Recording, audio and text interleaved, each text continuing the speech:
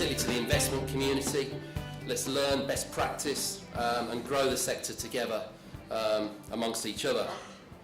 Openly discuss the opportunities and challenges that affect the sector today and ultimately in the future. You know, let's debate, let's get to know each other, let's encourage the bankers to want to develop with, support the developers.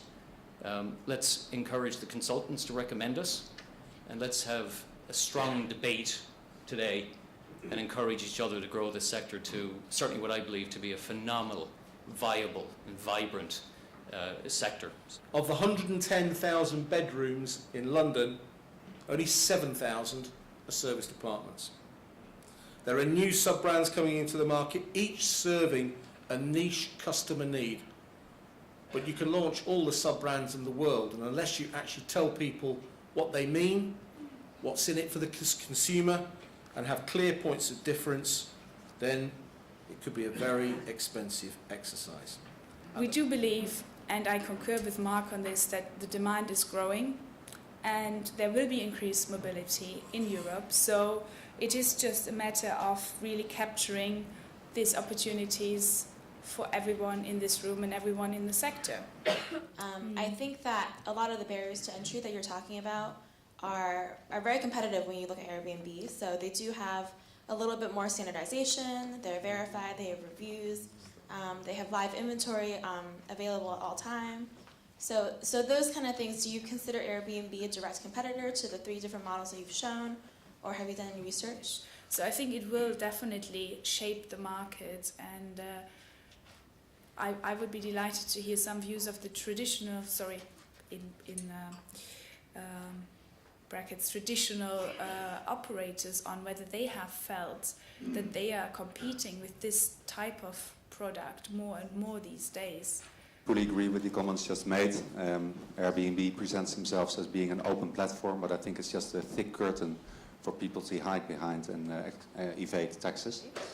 Which represents roughly around 180 properties, and we have 220, which will include also the ones under development.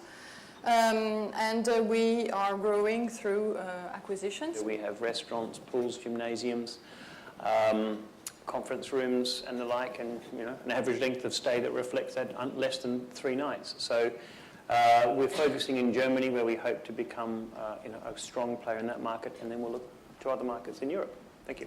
Our focus is hospitality in the UK, with a focus on 2 specific asset classes, hostels and extended stay hotels.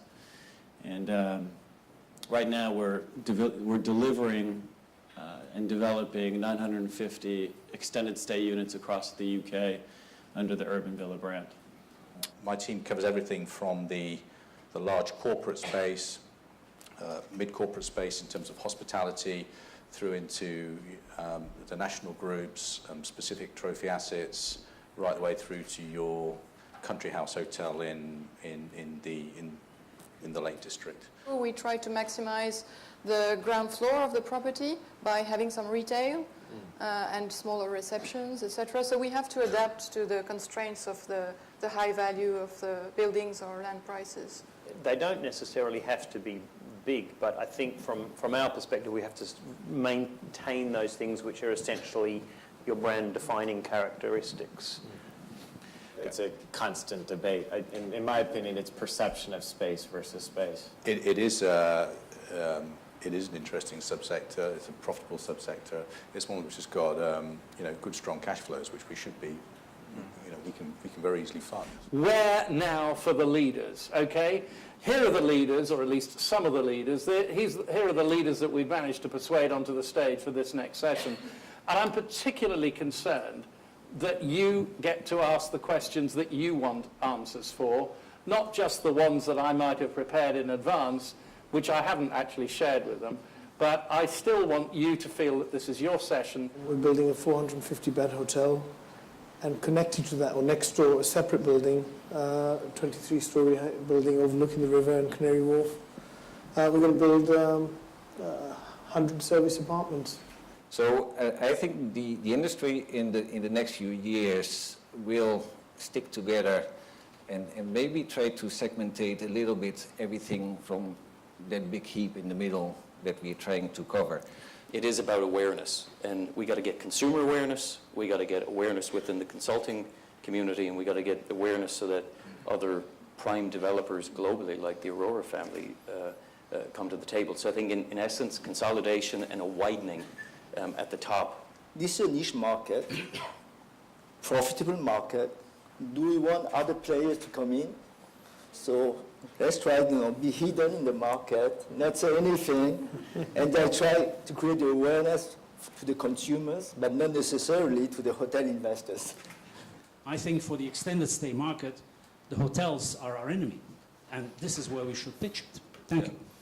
How do you go about managing those expectations when they show up and there isn't the services associated with the hotel? That's a great question. And how does that not hurt the commentary on TripAdvisor and everywhere else? We set the expectations, whether it's in our own assets or in our supply chain, with an account management group that says this is what you're going to get in this star rating, because we all know a star rating is different in Spain than it is in Singapore, is different than in the US.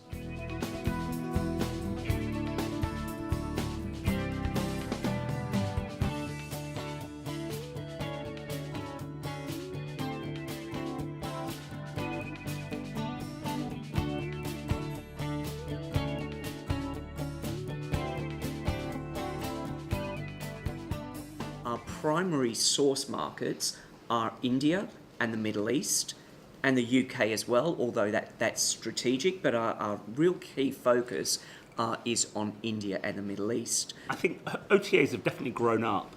You're actually getting some very valuable management information. You're learning where your business is coming from. You're learning what your average stay is, what the average rate is. In fact, by using this platform is, okay, you might pay a little bit more commission, but it's something that you might not have found as a client to fill your gap in between your long tenancies. But really it comes down to strategy, and I think, you know, that's the way that you need to approach working with OTAs. And, you know, you shouldn't have a whole list of OTA partners that you need to work with. You should really have a very small few who are really going to bring you the right kind of business. You know, you should embrace them, you should work with them, but you keep control of your inventory. I think that's the key message I would say. If you keep control of your own inventory, your own strategy on how you want to sell, it is the cream on top. Do make friends with whichever OTA you work with, make friends with your manager. They're not all out to get you.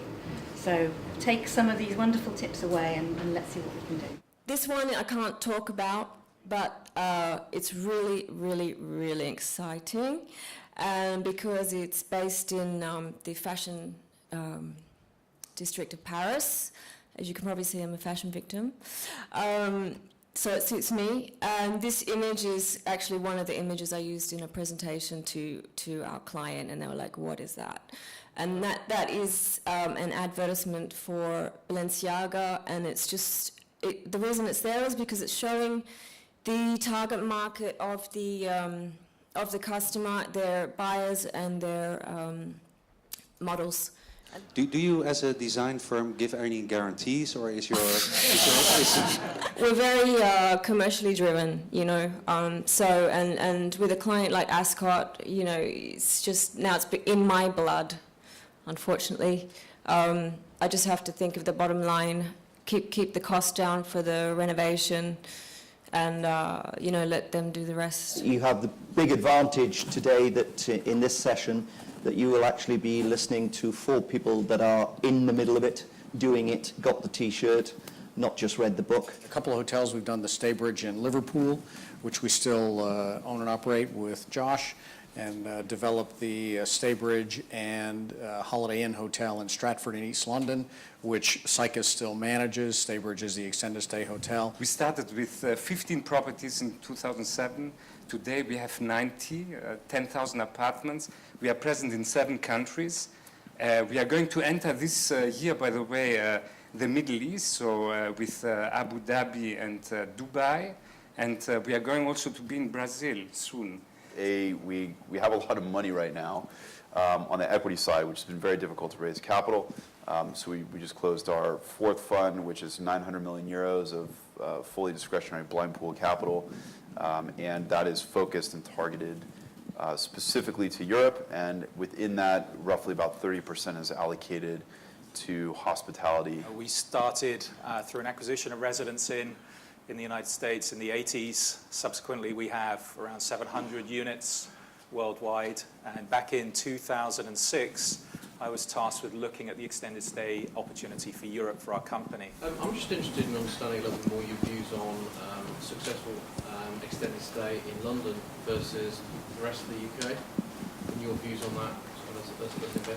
At some point, probably not in the too distant future, there'll be, if I can call it this, a budget extended stay or a discount extended stay with much smaller rooms and much smaller public space. And maybe some of those things can go in the provinces more easily than one of the brands we're talking about up here. As a company, we're very, very focused on this revenue management and making sure that we can accommodate the extended stay, and I think that's pretty similar for the other brands. Yeah, I agree. Over the last 4 years, we've been working on a new extended stay concept because we very much believe in this segment. With Zoku as its working title, Zoku is a Japanese word for family, tribe, or clan, and it's basically a new extended stay concept facilitating global living and working. And we're working at the moment on an element and an A-loft in London, and we're also developing the brand that I think Eric Jafari referred to earlier called Urban Villa. So we have about 56 to 60 extended stay products currently operating around the world, mostly Asia, Middle East and the US, but hopefully coming to Europe soon. We've done a lot on the domestic side in the US on the next generation traveler. I'm just wondering what's happening around the world. Mama Shelter and is it Superboot, the thing up in Superboot, Hamburg? yeah. Yeah, both those things I've looked at and just gone, wow, this is great. It really is something very, very different and feels interesting, and I think it's a fantastic thing for our whole business. I mean, it's about travel. It's exactly what you were saying about wanting to be in a city and feel like you have some kind of connection to that city rather than a furniture warehouse.